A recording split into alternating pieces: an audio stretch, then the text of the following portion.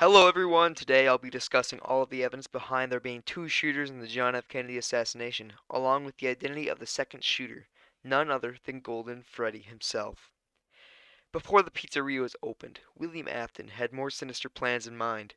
In order to keep his plans afoot, he needed a way to ensure the Soviet Union would have the upper hand in the Cold War.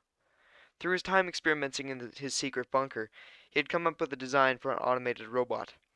This robot had a rudimentary intelligence system that allowed it to follow its programming whilst also calculating its environment and solving problems on the fly. Going off of the assumption that William Afton is Hitler, he decided that, to destroy capitalism, he would have to assassinate the newly elected President John Fitzgerald Kennedy. Through secret channels, he had heard of an existing Soviet plot to do so. He would go on to contribute to this plot. He fine-tuned the robot, designing the exterior to look like packing materials, something that would fit perfectly at the location he had chosen to carry out his plot. On October 3rd, 1963, William entered the Daltax building. He entered under the guise of a security guard and ascended the stairs to the top floor.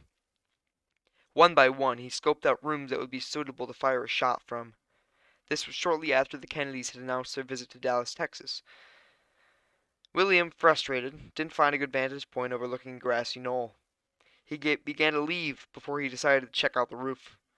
The roof had several advantages. First, Afton's robot would have enough space and a perfect vantage point. Second, there was no security on the roof, so Afton would have a variety of ways to carry out the shooting. After Afton had the roof scoped out, he had to find a way to get the bot onto the roof. After careful consideration and planning of the design, he decided the best strategy would be to smuggle in the robot in a wooden box. He now had the basic plan all nailed out, but he needed a suitable design. He had originally decided to disguise the robot in packing materials, but his plan had changed now to the rooftop sniper plan. Afton spent an ungodly amount of time trying to figure out what to do with the robot, but that's when his background in science paid off. He designed a specialized mirror that regulated the amount of photons it bounced back, therefore eliminating a reflection. It would reflect back a clear picture of its surroundings, and be much less noticeable to the naked eye, as it would cast no shadows from an aerial perspective, and the color would be set to reflect its surroundings or shift color remotely. By November 21st, 1963, Afton had no choice but to go ahead with the plan. At 2 p.m., he wheeled a dolly into the Daltex building, designed as a postal worker. On the dolly was a large wooden box. The clerk, unaware of the man's devious intent, told him to put it into the storage room. Afton wheeled the box into a storage room on the second floor. It was all going to plan. Afton was seen leaving a building with an empty dolly at 2:11 p.m. He got into his truck and drove back to his bunker. He began to watch the camera feed on the robot, but it didn't start transmitting anything until 11:23 p.m. that night.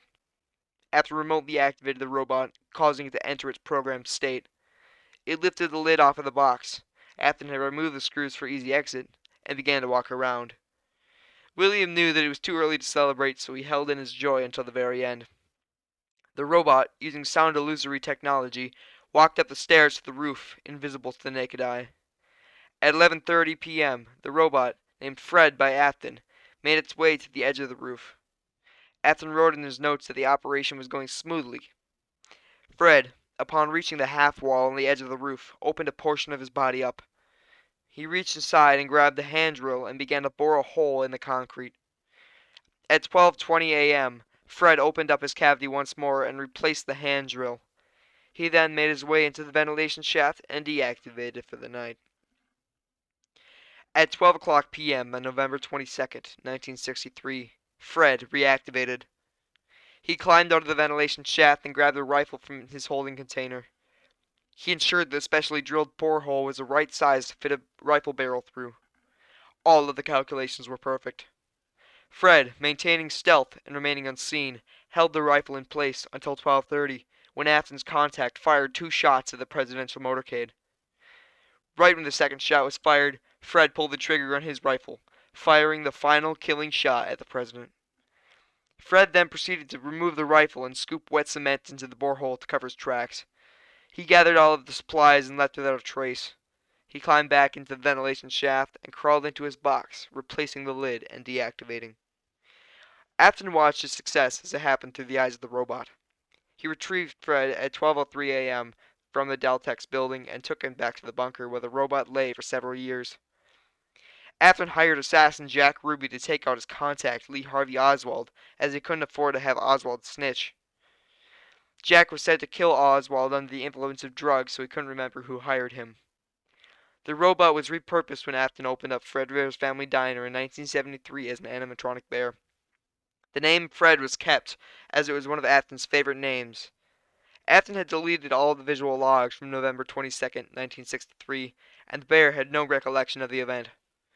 There will be more traumatic events to come, but I'll just have to save that for another video. Well, there you have it, everyone. That's all the evidence you should need in order to determine that it was Golden Freddy who killed President John F. Kennedy. As always, if you liked the video, make sure to hit that like button and subscribe for more scientifically backed FNAF theories. Until next time, peace.